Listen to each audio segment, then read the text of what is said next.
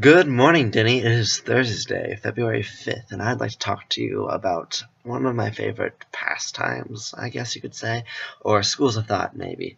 And they are paradoxes.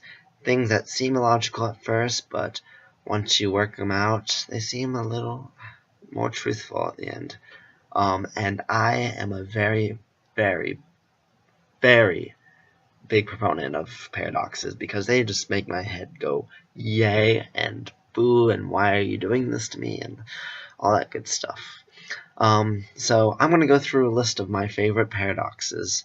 I'm not sure if normal people have favorite paradoxes, but I do. Started off with the basics. We have the grandfather paradox. What would happen if you went back in time and killed your grandfather before he inseminated your grandmother? Um, the common school of thought is he would not have your father, therefore your father wouldn't have you, and therefore you wouldn't exist, so you wouldn't have the ability to go back in time and kill your grandfather. Another one is the barber's paradox. A barber would only shave men who do not shave themselves. So, does the barber shave himself? It's a lovely little puzzle.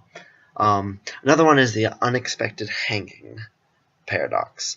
So let's say you did a crime. I'm not sure what it is. It could be murder. Let's say murder. And the judge sentences you to death.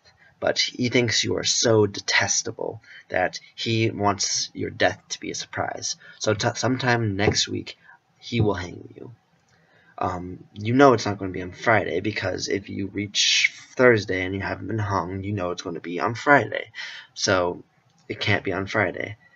And using that logic, it can't be on Thursday because if you reach Wednesday, you'll know it's not on Friday, therefore it must be on Thursday, so it won't be unexpected.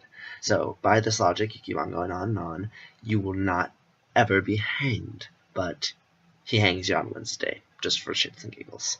The next one is the crocodile paradox. A crocodile steals a young boy, and his father goes after the crocodile. And the crocodile says, I will give you your son back, but on one condition. You must guess what I'm going to do with him. The father thinks about this for a while and says, I'm going to guess you will not give him back.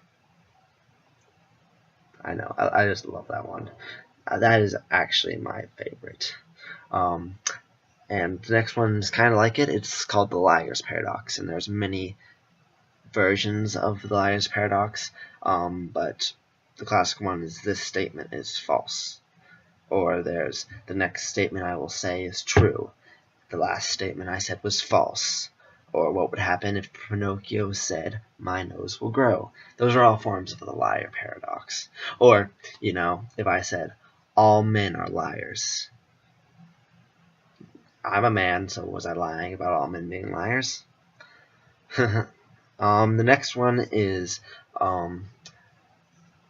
if you take a piece of sand and put it down, then you take another piece of sand and put it down, then you take another piece, and another piece, at what point does the pile become a heap of sand?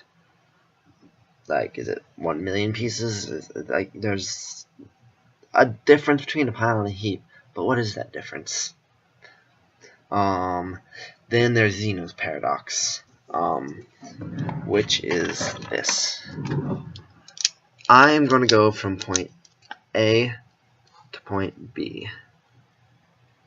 But first, I have to get halfway to point B. And before I get halfway, I have to be halfway to the halfway point.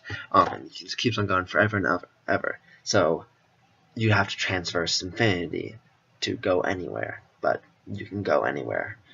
And finally, there's lucky socks. I have a favorite pair of socks. And whenever they get ripped, I sew it up. I sew on a patch. This eventually happens, patch after patch after patch, till there's no original material left on my socks. Are they still my favorite socks? I hope you enjoyed these paradoxes as much as I have, because I love talking about them, explaining them, and opening people up to the world of paradoxes. I will see you tomorrow, DFTBA.